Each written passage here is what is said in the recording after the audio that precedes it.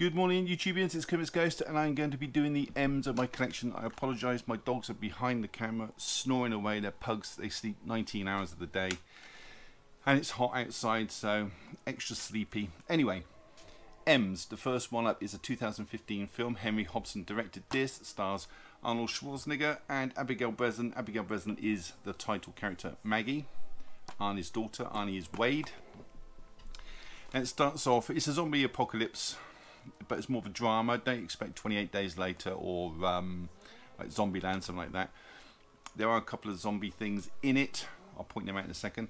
But the story is that Maggie, Abigail, she phones Arnie because she's been bitten on the arm, and she wants to protect her family. So she tells him not to come and visit her, but he comes and gets her, takes her back home to look after her, and it's about he's like rekindling memories and things like that. There is an abandoned gas station zombie attack during this film where necks are broken, and there is a point where she goes to no, I can't say that, that's a spoiler. Bit of a tension towards the end. It sort of turns you into a cannibal, as do all zombie films really, but he's given three options: either give her over to quarantine, but they would take care of the problem, or euthanize her himself slowly or quickly. But I think it's a nice ending. I think, yeah, I'm gonna leave it there. That's Maggie from 2015. Good film. Next one up is Magic from 1978, directed by Richard Attenborough. This is a great movie. Disc art there as well. It stars Anthony Hopkins as Corky, and Margaret as Peggy, and Burgess Meredith as Green, his agent. Now, he has a magic trick, Anthony Hopkins, Corky, and is not very good, so his agent says, go away, make your act better because you're failing. Anyway, he comes back a year later. He's got a ventriloquist doll, Fats. That's his doll's name, Fats. And it's very good, and Green is on the cusp of signing him up for the big time, his own TV show. He gets scared and heads off to his hometown he's scared because the network has like a policy of testing your physical and mental well-being, and he knows that he's got an illness and it's going to be picked up, and he ain't ever going to make it. While he's back in his hometown, he sort of rekindles a relationship with Peggy, who's married, and there's a lot of scuffles going on. His agent comes along, and he sees that he's not quite with it, or Corky, so he challenges him. He says, put Fats to one side and don't make him speak for 5 minutes. Hopkins can't do this, Corky.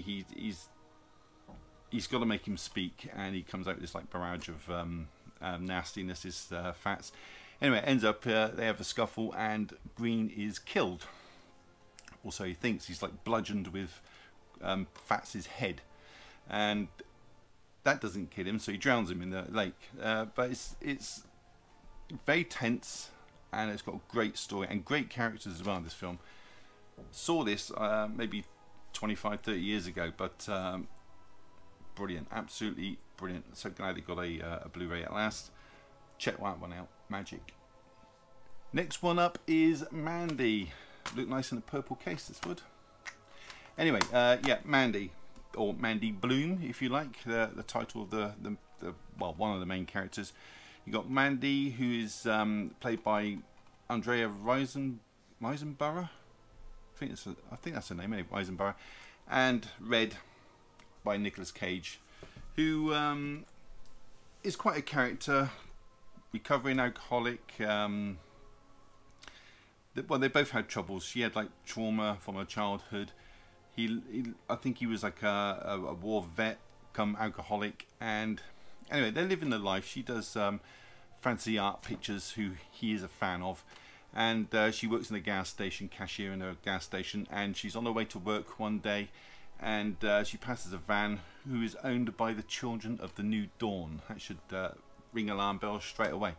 Anyway, the guy who's in the van, he sees her beauty, and says, I've got to have her, so he puts out an order to kidnap her, which he does, and well, they go to their house, and they They drug them with what do they drug them with? It's like a snake venom and LSD. Is it something like that? They stab Cage because he's all tied up with barbed wire, and the leader Jeremiah Sands, he comes on to Mandy, and she sort of laughs at him, sort of rejects him, and he's like he's completely appalled by this, and sets him on fire, as you do, in front of his husband, who is Nick Cage, and that's the last person you want to set fire to, the love of his life. So all that's left of her is ashes, and they leave, and he wakes up the next morning, gets drunk, and goes looking for them. So it's a revenge film. I think this was the film they asked Nicolas Cage when he was doing Colour Out of Space if he could portray that character to some extent in this character in that film. So more of the same from Cage. Really suited this for this kind of role. Brilliant. On to the next. Next one up is The Midnight Meat Train. This was based on a short story by Clive Barker. He wrote it in 1984. This was out in 2008. It's an 18, and rightly so. It stars Brooke Shields, Vinnie Jones, Bradley Cooper, Leslie Bibb, and it's a story of Leon, who is played by Bradley Cooper. He is a photographer, and he takes pictures of people on the subway during the day. He takes his work to a studio owner, played by Brooke Shields. Character's Susan Hoff, and she says, "You're not good enough, get some grittier work." So he goes back at night, takes pictures of people that are about to be attacked, and sort of intervenes and saves them. But then he stumbles across this serial killer, Vinnie Jones, whose his character is called Mahogany. And oddly enough, usually his acting is quite wooden, but in this case, no. He takes the evidence to Detective Hadley, who sort of dismisses it. She doesn't believe his story, and he goes back and sort of really try a deep delve and investigate it. And he ends up in a scuffle with the Mahogany, and he wakes up on the train floor with carvings in his chest. So Maya and her mates, they break into Mahogany's apartment and find evidence, take it to Hadley, who says, "Oh, I don't believe you." So Maya says, "Why? What the hell?" and holds her at gunpoint, wants her to explain. And I'll leave it there plot-wise, because I kind of go into spoiler territory. I've gone quite into spoiler territory already, but it's a great ending. Not really a surprising ending. It's been done before, not to this extent, I think, but story-wise, it's not a shocker, but it's nice and bloody. So it should crave or fulfill the craving of most horror fans, I would say. That's The Midnight Meat Train. Next up is the film The Messengers, a ghost story at its heart. It's from 2007, and it's directed by the Pang brothers. Quite a good film, this. I enjoyed this. It's about a family. You've got the mum and dad, played by Penelope Ann Miller and Dylan McDermott. They move with their two children to like a remote little farmy place in, I think it's Dakota, to start a sunflower farm. It's because they're kind of skint, and I'll come to that in a minute. They've got two children, Ben and Jess. Ben, that's oddly enough, that's my two of my cousins' names, Ben and Jess. Anyway, yeah, Ben is mute, and Jess is his sister, played by Kirsten Stewart. Ben, I think, is played by a couple of actors. Jess went out drunk one day in the car with Ben and crashed, and they're paying for their medical bills now, so that's why they've had to relocate and start up a sunflower farm. Ben has the ability to see ghosts. He sees the ghosts of the people that previously lived in the house. They were killed, a bit like the Amityville horror kind of thing. And trying to not give it away too much, I'm going to give some things away. The dad, Dylan McDermott, hires this guy called John Rollins as like a farm hand, and Jessie one day goes into the town to sort of investigate who lived there before, and she finds out that John, the hired hand, was the one responsible for killing the people that lived in there before. So now he's gone under a different name, so she goes back to warn them, and all hell breaks loose. It's a really good film. There's a nice scene when she follows Ben into a barn, and the doors slam shut, and on the way back she sort of goes into quicksand, and then next thing you cut, she's in bed. And did it really happen? It's one of those, pulls back the sheets, got muddy feet. Quite cliche in places, but I thought it was a decent horror film. Only a 15, so not too bad, a couple of jump scares, but that's The Messengers.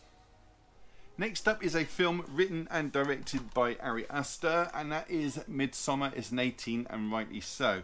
Group of people are invited along to a celebration of Midsommar. Happens every 90 years in Sweden, so they go. And I bet they wish they hadn't. Well, I say that. No, the people there only live to the age of 72, and then, like Logan's Run, they have to take their own lives, jumping off a cliff. And if you survive that, your head's caved in. You've got Florence Pugh, who plays Danny. You've got Jack Rayner, who plays Christian Hughes as her boyfriend. Sort of their relationship's a bit iffy. You got William Jackson, who plays Josh. Jackson Harper, that is. William Jackson Harper plays Josh, and you got Will Poulter, who plays Mark. Now, while they're there, they kind of act like touristy kind of people. You got Mark, who he pisses on a sacred tree. He's led off, and that's the last you see of him. You got Josh, who's he's doing a thesis on the cult. Say cult? Yeah, I'd say cult. He goes and photographs, even though he's told not to do this. He goes to the inner temple, and he photographs the texts and things like that. And while he's in there, he sees one of the elders, and they're wearing Will Poulter's face, and like the skin. And then he's clubbed on the back of the head, and you know that's the last you're going to see of him. Meanwhile, Danny, played by Florence Pugh, she is invited to like a maypole dancing thing, and she wins it, and she becomes the May Queen. So there's a lot going on, a lot of murder, sex, that kind of thing. They want one of the people to impregnate one of the girls. Think of the Wicker Man and that sort of commune.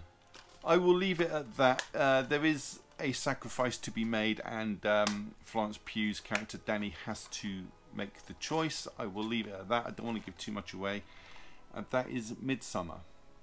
Okay, the next one up is the 1997 film Mimic, directed by Guillermo del Toro, and unfortunately it's produced by the Weinstein Company. Okay, that aside, stars Mira Sorvino as Dr. Susan Tyler. You got James Northam as Dr. Peter Mann. You got Josh Brolin in this as well.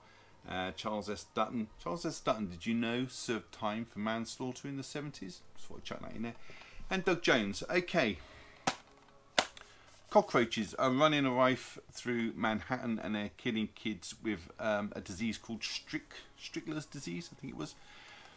So Dr. Susan Tyler and Dr. Peter Mann decide to come up with the Judas breed, like a big insect that is released into the sewers, and they release an enzyme that speeds up the metabolism of the cockroaches, so they can't sort of get enough nourishment. They starve to death.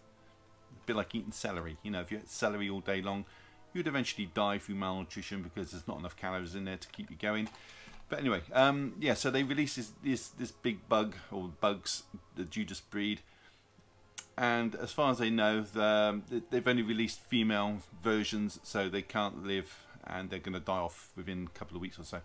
Anyway, these kids find this bug and sell it to, or give it to Dr. Susan Tyler, and she can't believe that it's actually part of her program that she released down in the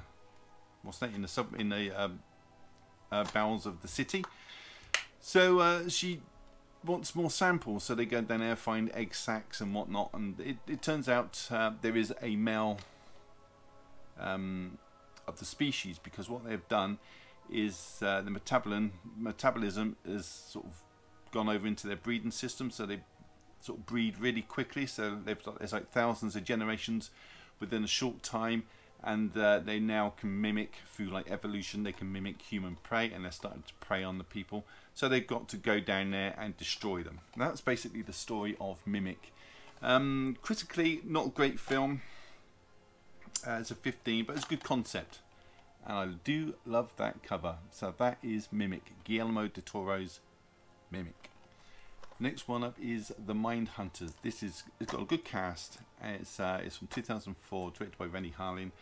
I think there's a TV show on this now. German import, this one. You've got LL Cool J in this, Christian Slater, Johnny Lee Miller, Val Kilmer, amongst other people. It's about a bunch of FBI students that are taken by their tutor, Val Kilmer, for like one last test on an island. Island's set up with, you've got like shops and streets and everything with like dummies inside. And they're going to solve a murder. They're going to sort of set a scene for a murder and they're going to walk through it and try and solve it. While they're there, people start getting killed off. First one that's killed off, I believe, is Val Kilmer. Their what's the name? Their leader. So they know the killer's amongst them because it's an island. And when they find the first victim, there's a broken clock or watch that's set to the time of when the next victim's going to be killed. So they've got like time constraints and they've got clues. So they've got to try and figure it out. I didn't figure out right to it came down to the last two people. I still didn't know who it was. Great film, very tense. It's a slasher of sorts, thriller slasher from 2004. Very, very good. Recommend that one. Next one up is Mirrors. It's from 2008. It's an 18. You've got Kiefer Sutherland. His wife is played by Paula Patton, and Amy Smart is his sister. You find out this guy, he kills himself in a mirror, or so say kills himself in the mirror. The mirror reflection is different to his own. Years later, you've got this ex-police officer, detective. He's now a security guard in the Mayflower department store, and some of the mirrors are from the crime scene before, where the guy killed himself. Anyway, he's noticing in reflections that things aren't quite right, like doors open, he turns around, they're shut, that kind of thing. He investigates and finds out that the building he's in was actually built on top of a psychiatric hospital. Oh, he keeps finding his name, Asika, as well during the film, and he finds out it was a patient, a 12-year-old patient that had severe mental illness, and they put like a load of mirrors around a chair to try and confront this girl, Anna Asika, to sort of confront her like personality and reflection. But it turns out that this girl dies. Or does she? You find out she doesn't actually. She was discharged just before she says she killed herself. And she's now a full-grown adult living in a convent. A convent, by the way, has no mirrors. Meanwhile, you've got Kiefer Sutherland's son, who is his reflection is not acting as it should in mirrors at his house, so they paint all the mirrors green. And but that's a different part of the story, so we'll concentrate on the Anna sequel. He goes and tracks her down, and it turns out that she says that it was a demon. It was exercised on her and went to live in the mirror. And now it's collecting souls. And obviously it wants Kiefer Sutherland's son. And that's why I'm going to leave it there. Very jumpy. Probably the effects aren't as good anymore, but there you go. I don't know if they made I think they made a sequel to this, but I haven't seen that one. It's Kiefer Sutherland in 2008 film Mirrors. Next up, we have the classic Misery, a film from 1990, directed by Rob Reiner, based on a 1987 short story by Stephen King. Sorry, there's a lot of seagulls flying outside my window. Anyway, yeah, stars James Caan and Kathy Bates, Lauren Bacall and Richard Farnsworth. James Caan, Paul Sheldon in this film, is a successful Victorian romance novelist, and he kind of wants to kill off the character and start up a fresh career of writing. Anyway, on his way home one day, it's a blizzard, he goes off the road, crashes his car, and to his aid comes Kathy Bates, nurse Annie Welks. Now, if ever there was a piece of luck, that was not it. She is a big fan, and she tells him, "I'm your #1 fan." She is offered the manuscript of his latest book, and she's reading it all happy-go-larry, and then she finds out that he is going to kill off the leading man, Misery Chastain. That's where you get the name Misery from. And she loves the character, so she flies off in a rage and says you've got to rewrite this manuscript and bring him back to life. So he's like, yeah, okay. And he's starting to realise that she's not as... He's got broken legs and a dislocated shoulder, by the way, so she's pretty much got him in bed, bedridden and under her whim. Meanwhile, you've got a police officer played by Richard Farnsworth, Buster. He's investigating the missing novelist, and he's investigating, but we'll come back to him in a minute. So he's saving up the painkillers, and James Caan, he's saving up the painkillers, and kind of doses her drink one evening, but she knocks over a glass, and all is all his plans go out the window. So one day she finds out that he's tried to escape. So she does this thing, and it still gets me to this day. The hobbling, where she sledgehammers his feet. Oh, just the thought of it, the block of wood between his legs, and sort of dislocates his feet, well, breaks his ankles completely. Anyway, yes, I said Richard Farnsworth, the detective, he comes to the house to investigate, finds what's his name tied up, and she kills him. And she says that you've got to finish this manuscript, and he decides to. So, and then they're going to kill each other, or rather, she's going to kill both of them. So he finishes off the manuscript and says, "You've got to give me my last cigarette." It's like a ritual that I do when I finish the book, and I'll leave it at that. I'll leave it at that, because if you haven't seen this, you really do need to see this film. It's just, I've seen this a dozen times. It's such a great performance. I'm not a big fan of James Caan, but in this, he absolutely kills it. No pun intended. I'm your #1 fan. What a great line. What a great film. Misery. Next up is The Mist from 2007. It's 126 minutes long. It's got a coloured and a black and white version in here. Thomas Jane, Marcia Gay Harden, Laurie Holden and Toby Jones all star in this film. Long and short of it is, they're in a supermarket, a mist rolls in, and it's a fight for survival. And outside in the mist are like tentacle creatures, big like praying mantis. It is a creature feature film. Spiders, flying insects, and people get picked off one by one. You've got a religious nut in there. You've got Toby Jones, who plays Ollie. He's a supermarket assistant. He's handy with a gun. You've got a teacher in there, a new teacher from the school. She always carries a gun. Thomas Jane plays David. He's trapped in there with his son, 8-year-old. I think it's his 8-year-old son. Quite a shock ending, I thought, with the... I don't want to give too much away, but it's quite an old film, 2007, with the euthanization and the futile euthanization. I'll just put it at that. But it's a great creature feature. I like it. I think it's quite tense in places, quite comical in others. I do like films with spiders in, so that is The Mist. Next up is The Mole People, and this is on the 50s. It's a 101 Films. I've not seen this yet. It's 2 discs and a poster. From what I believe, it's about a bunch of people, ancient civilization, that live underground eating mushrooms, but their land is flooded, so they have to make their way to the surface, and I believe they start eating people, I guess. I'm pretty sure that's what the story is, but I've not seen it yet, but look forward to these old B-movies. Lovely. The next film is Monsters. I absolutely love this film. It's from 2010, directed by Gareth Edwards. He went on, I believe, to do Godzilla films. It stars Scott McNairy as Andrew Calder and Whitney Abel as Samantha. Now, Scott is a photojournalist, and he's tasked with finding Samantha and bringing her back to the USA.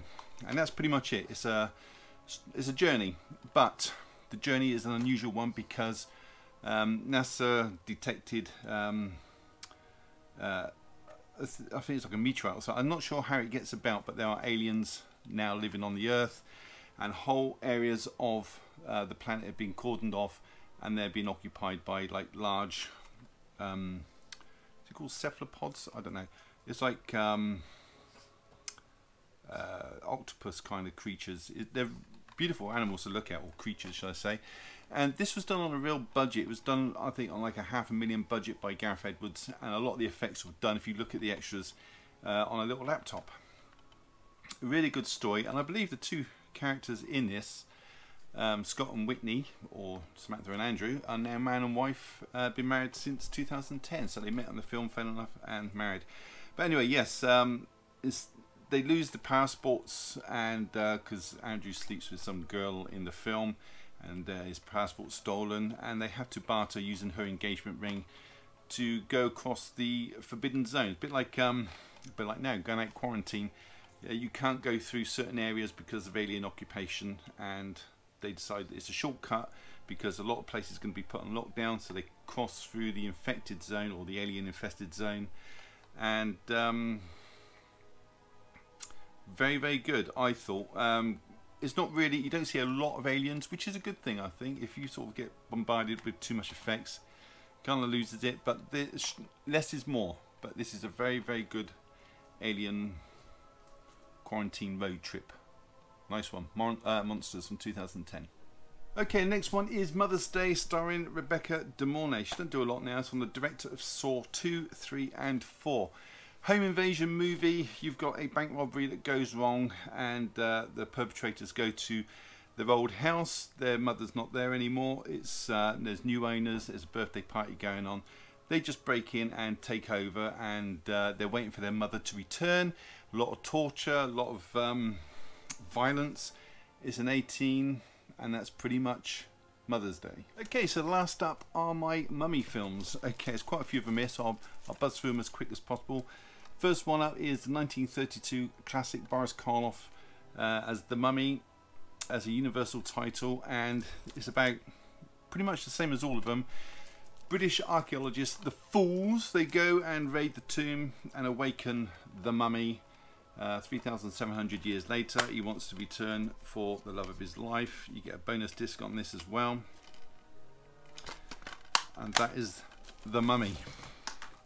Now these came with 2 films, I think, on one disc, so I bought 2 copies so they can have their own cover. I've got to make the covers.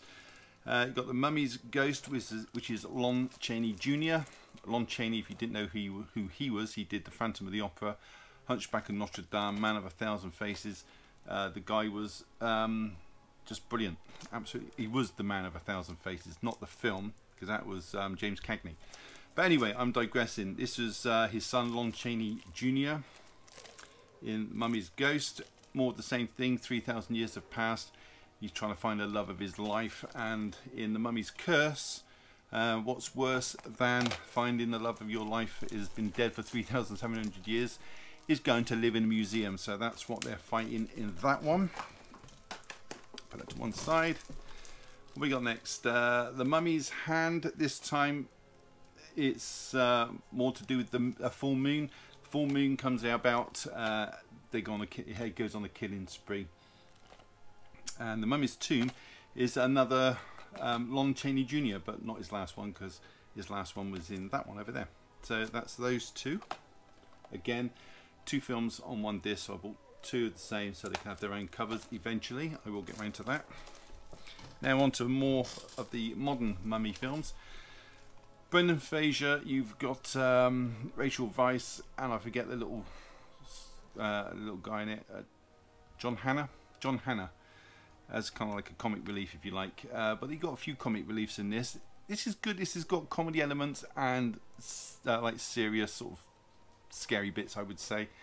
But it's only a 15. I kind of pegged as Brendan Fraser as the next Indiana Jones, but it didn't go in that direction. Very good mummy film. They awaken the mummy, obviously, with the Book of the Dead, and despite warnings, and release the mummy, who goes around sucking the souls of everybody that opened up the Book of the Dead. You'd think he'd be grateful, but no. And eventually he gains strength, and they've got to stop him. Very good film. I like that a lot.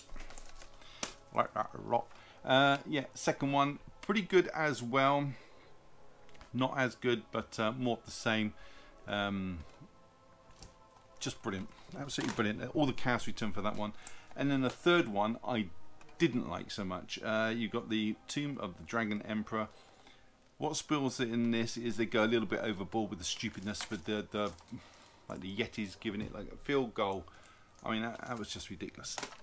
The Mummy, the Tom Cruise one with that beautiful actress who was in Star Trek, and she was in Kingsman. She was the girl with the bladed feet, Sophia Bocelli, I think. I don't know, something like that. Gorgeous. Yeah, she's the mummy in this.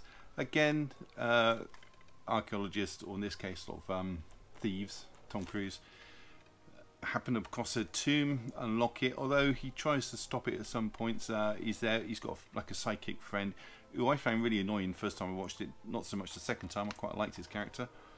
Then Alicia, she wants to rule the world, as every mummy does, and it's set in England. Most of it is set in England, and I think this is a really good film. And this was going to be the start of like a Universal Monsters thing, where they had Russell Crowe as Jekyll and Hyde. I thought this was quite a promising start, but it got bad reviews, so that's that one. And the last one is, I don't know if you can see that because of glare, The Mummy's Shroud. 2 discs. This time it's a child pharaoh, and it's played by played by Tulsi Persaud. And as I said, boy pharaoh, despite umpteen warnings by people not to disturb, they do, and it goes on a rampage. So that is The Mummy's Shroud. Let me know if you've seen any of these films. And sorry if I went on quite a bit, but I was bored, and I thought I'd go into depth a little bit more of each film. And hope you enjoyed it. Give it a thumbs up if you would, I'd appreciate that. Subscribe if you haven't, it's all free, why wouldn't you? And leave a comment down in the bottom bit to let me know if you've seen any of those movies. Click the bell in the corner to get notifications of further videos, and I really do appreciate you taking the time out to watch my video today. Take care, and I'll see you in the next one.